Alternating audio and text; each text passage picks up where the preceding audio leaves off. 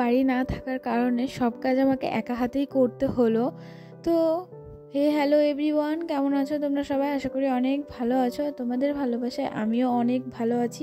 ঠাকুমা বাড়ি নেই, তো সেই কারণে সব কাজ আমাকে একা হাতেই করতে হচ্ছে। আর এটা সকালবেলার বাসন না, এটা হচ্ছে মানে সকালবেলা খাওয়া দাওয়া করার পর, মানে ভাত খাওয়া দাওয়া করার পর যে বাসনগুলো হয় সেইগুলো। আর সকালের বাসি কাজ, বাসন ধোয়া টোয়া এগুলো তো সব ওরা করে ফেলেছে। আমি ঘুম থেকে উঠে স্নান টান করে সব কাজ টাজ করে এই যে এই বাসনগুলো মাজছি, মানে খাওয়া দাওয়া হয়ে গেছে।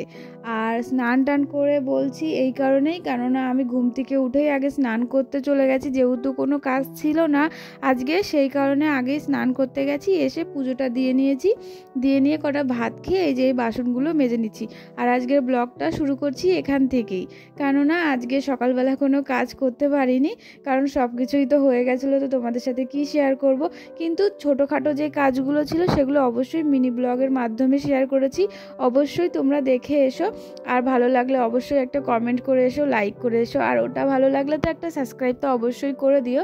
তো দেখো, তোমাদের সাথে কথা বলতে বলতে আমার বাসন মাজা হয়ে গেছে, আর ওইদিকে বাসনগুলো উপর করে দিচ্ছি। ঠাকুমাও দাদুও চলে এসেছে ভাত খাওয়ার জন্য দোকান থেকে। আর ঠাকুমা তো বাড়ি নেই, তো ঠাকুমাকে আজকে আমি অনেক মিস করছি, কারণ ঠাকুমা আমার অনেক কাজ করে দেয়। আর তার থেকেও বড় ব্যাপার, আমরা সারাদিন টুকটুক টুকটুক করে অনেক গল্প করি। এই যে যেমন দেখো, আজকে এখন রান্নাঘরে ঢুকছি, আর আস্তে আস্তে সব সবজি টবজিগুলো নিয়ে আসবো, আর একে একে করে সব জোগাড় করে নেবো। এই যে সবজি নামিয়ে নিচ্ছি, এটা আমাকে করতে হয় না।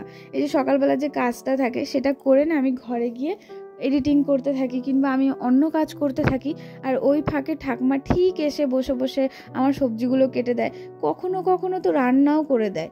তাই আমার না অত চিন্তা হয় না। ঠাকুমা না থাকলে আমি বুঝতে পারি ঠাকুমার শূন্যতা, তো সেই কারণে আজ খুবই কষ্ট হচ্ছে, আর খারাপও লাগছে। সারাদিন আমি বোবার মতন বাড়িতে বসে থাকবো একা একা, বোবার মতন তো থাকি, তাও কিছুক্ষণ বাদে বাদে এসে বোন ভাত খেয়েছিস, বোন এই করেছিস, আজকে খুব মিস করছি আমি ঠাকুমাকে। তো যাই হোক, এই যে এখন একাই বসে বসে আমাকে রান্নাবান্নাগুলো সব করতে হবে।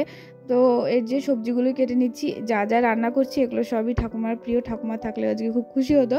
তো এই যে সব বেগুনটাও কেটে নিচ্ছি, আর বেগুনটা একটু পোকা হয়ে গেছিলো, তাই বাচ্চা দিয়ে ভালো করে কেটে নিচ্ছি।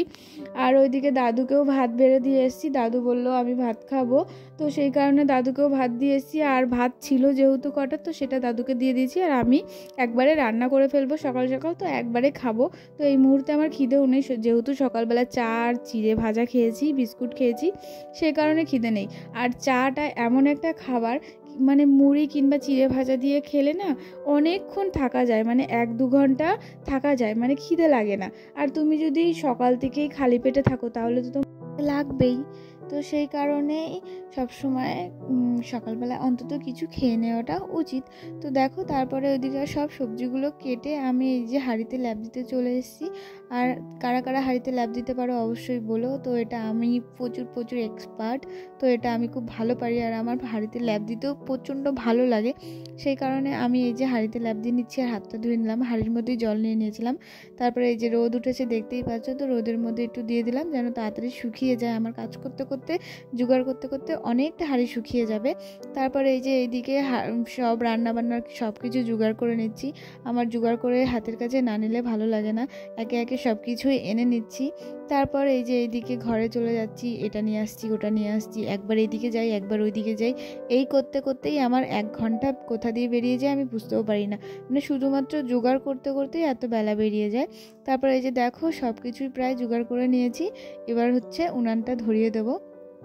আর উনান ধরানো মানে রান্না শুরু, আর এবার রান্নাটাও তাড়াতাড়ি হয়ে যাবে, কেননা আজকে রান্নাটাও তাড়াতাড়ি হয়ে গেছিলো, কেননা 2 উনানে বসিয়েছি, আর আজকে হালকা পাতলা তরকারি ছিল তো সেই কারণে। আর এই যে এবার ঘর থেকে একটু কেনা জল এনে রেখে, মানে হাঁড়িতে দিলাম, আর কিছুটা কলের জল মিক্স করে দিলাম, না হলে ভাত ভালো হবে না, সেই কারণে।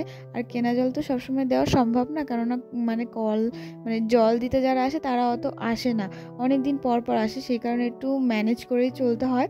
তারপর এদিকে কড়াইয়ে তেল দিয়ে দিলাম, একটু তেলটা গরম হওয়ার পর পেঁয়াজ দিয়ে পেঁয়াজটা একটু হালকা ভাজা ভাজা হওয়ার পর এদিকে পাকা পটল দিয়ে দিলাম। আর এই পাকা পটল খেতে আমার যে কি পরিমাণে ভালো লাগে আমি বলে বোঝাতে পারবো না। যখন প্রথম আমি এই বাড়িতে এসে পাকা পটল দেখেছি তখন আমি তো কখনো খেতাম না, জানতামও না। তো তখন আমাকে বলতো রান্না করে দেবো, দেখবি কেমন লাগে খেতে। তো আমি ভাবতাম কি কেমন দেখতে কি জানি, তো কেমন একটা ভাব করতাম। খাওয়ার পর জাস্ট আমি পাকা পটলের প্রেমে পড়ে গেছি, এত ভালো লাগে খেতে। তো দেখো তোমাদের সাথে কথা বলতে বলতে আমার রান্না মানে ভাতটা হয়ে গেছে। আর বেশিক্ষণ টাইম লাগে না, 2 উনানে রান্না করছি যেহেতু জালটাও প্রচুর পরিমাণে পড়ছে, তো বেশিক্ষণ সময় লাগে না। এই যে এবার ভাতটা আমি ফ্যান ঝরিয়ে নেব, আর ওইদিকে তরকারিটা ফুটে ফুটে হোক, আর এদিকে একে একে আমি সব মানে জোগাড় করে মানে সব গুটিয়ে গাটিয়ে ফেলবো, যেন কোনো প্রবলেম না হয়, এক চান্সে যেন উঠে আসতে পারি সেই কারণে।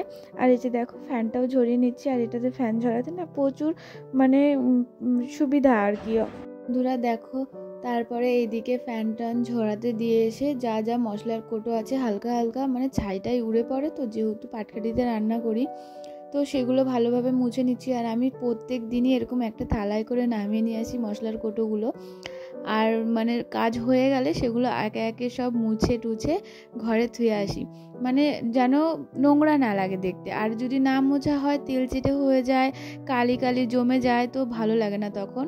তারপরে এই যে এইদিকে ধনে পাতাগুলো ভালো করে বেছে নিয়ে ভালো করে ধুয়ে নিচ্ছি, ধুয়ে এবার একটুখানি কুচিয়ে ওই যে রেখে দিচ্ছি পাশে। আর এদিকে তরকারি হয়ে গেলে দিয়ে দেবো। তারপর এদিকে কাকি এসেছিল আমাকে টাকা দিতে, ওনার মানে উনি আমার কাছ থেকে শাড়ি নিয়েছিল, তো সেই শাড়ির টাকাটাই দিতে এসেছিল, আবার চলে গেল। আর এই যে এবার ভাতগুলো ঢেলে নিচ্ছি, এটা হচ্ছে। আর এইদিকে ভাতটা আর একটা হাঁড়িতে ঢেলে নিলাম এই কারণেই, কারণ ওই হাঁড়িটা কালির হাঁড়ি, তো ওটা ধুতে হবে। আর কালকে মানে শনিবার, তো সেই কারণে নিরামিষ আছে, তাই সব ধুয়ে মেজে রাখতে হবে। আর আমরা এমনিতেও ডেলি ধুয়ে মেজেই রাখি, তো সেটার জন্য কোনো ব্যাপার না। আর আজকে একটু বেশি করে ধুতে হবে এই যা। তারপর সব বাসন কাসন যেগুলো মানে একটু নোংরা হয়েছে সেগুলো গিয়ে গ্যাসে ধুয়ে আসলাম, মানে গাইস পাগল হয়ে গেছি, মানে কলের পাড়ে ধুয়ে আসলাম। আর এদিকে তরকারিটা হয়ে গেছে নাকি দেখলাম, একটু টেস্ট করে দেখলাম হ্যাঁ হয়ে গেছে। তারপরে এই যে তরকারি তুলে ধুয়ে এসে একে একে সব কিছু গুছিয়ে গাছিয়ে নিয়ে ভালো করে ঝাড় দিয়ে নেব। আর এখানটা একটু পরিষ্কার পরিচ্ছন্ন করলেই ভালো লাগে। গাইস ভিডিওটা আজকে আর বেশি বড় করছি না, আজকে গল্প তোমাদের সাথে এখানেই শেষ করছি। আশা করি আমার ভিডিওটা আপনাদের খুব ভালো লেগেছে, তোমাদের খুব ভালো লেগেছে। তো ভালো লাগলে অবশ্যই লাইক কমেন্ট শেয়ার একটা সাবস্ক্রাইব করে আমার পাশে থেকো। আবারও চলে আসবো কালকে তোমাদের সাথে গল্প করতে। তো টাটা বন্ধুরা।